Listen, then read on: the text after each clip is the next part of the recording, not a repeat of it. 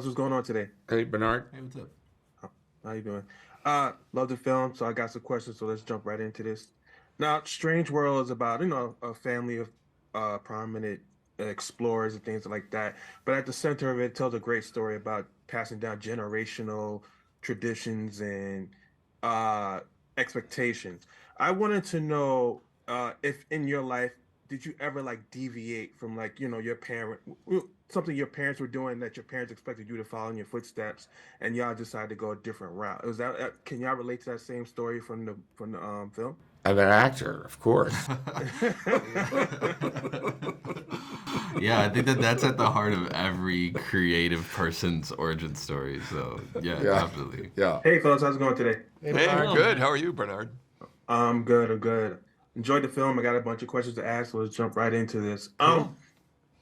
Strange World is a fantastic story. It has a great adventure story behind it, but it's also a very hard story as far as passing on generational traditions and jobs and things of that nature. I want to know for you three gentlemen, as far as where your career path has gone, was this a deviation from where your parents maybe wanted you to go? That is a fantastic question.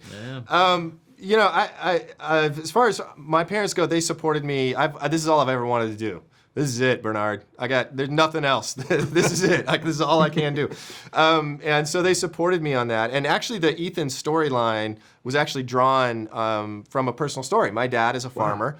And was training me to be a farmer. And again, what happened in real life is nowhere near as dramatic as what happened in the movie. But there did come a time, when I was around Ethan's age, where it was like, this isn't for me, Dad, and my path is animation, and this is where I want to take my life. And so that it very much was drawn up from a personal story. Yeah, I did not have that experience. My parents were the opposite. They're being very practical immigrants. They were very much like, you want to do what for a living? It's like, I want to tell stories and make movies. And they're like, you're crazy. You're going to be a bum. And so that was basically my entire life until basically last year when we made Ryan the Last Dragon. They finally saw that film in newspapers. Like, oh, I guess we don't have to worry about you anymore.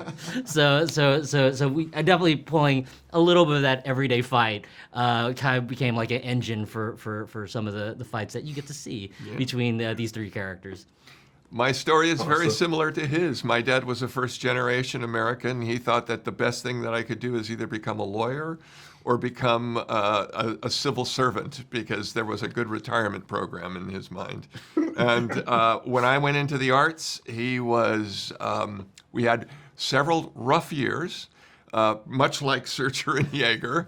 But eventually, he came around and saw that, hey, you can actually survive doing this. So he was happy in the end.